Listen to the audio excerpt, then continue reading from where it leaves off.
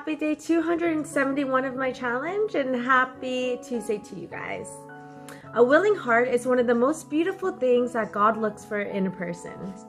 You know, it's not a perfect heart, not a flawless heart, but a heart that says, yes, Lord, I want to. A willing heart is one that desires to follow God, to serve Him, to know Him more deeply, and to be used for His glory. You know, it's a kind of heart that doesn't need to be pushed or forced, but chooses to obey out of love. You know, when you think about it, our hearts are often crowded with desires, plans, ambitions, worries, and even distractions, right? But how much space in your heart is truly reserved for God?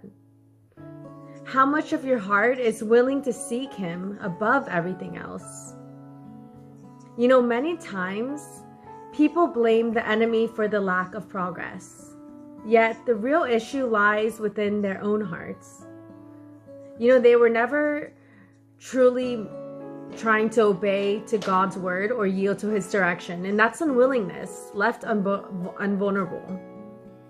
You know, in the books of Proverbs 4:23, above all else, guard your heart, for everything you do flows from it. You know, the heart determines the direction of your life. You know, when it's surrendered to God, His will becomes your desire. But when it's stubborn or self-centered, it resists His guidance. A heart that isn't willing to be led by the Good Shepherd will always struggle to find peace.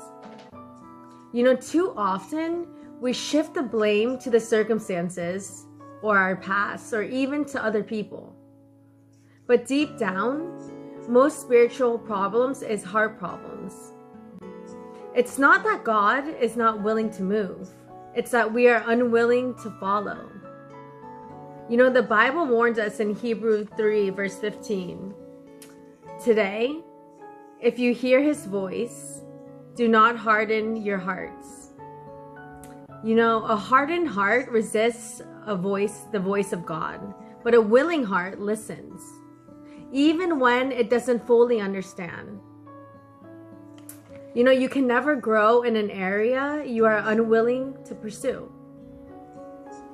Anyways, I love you guys. I hope you have a wonderful day, and I shall see you tomorrow.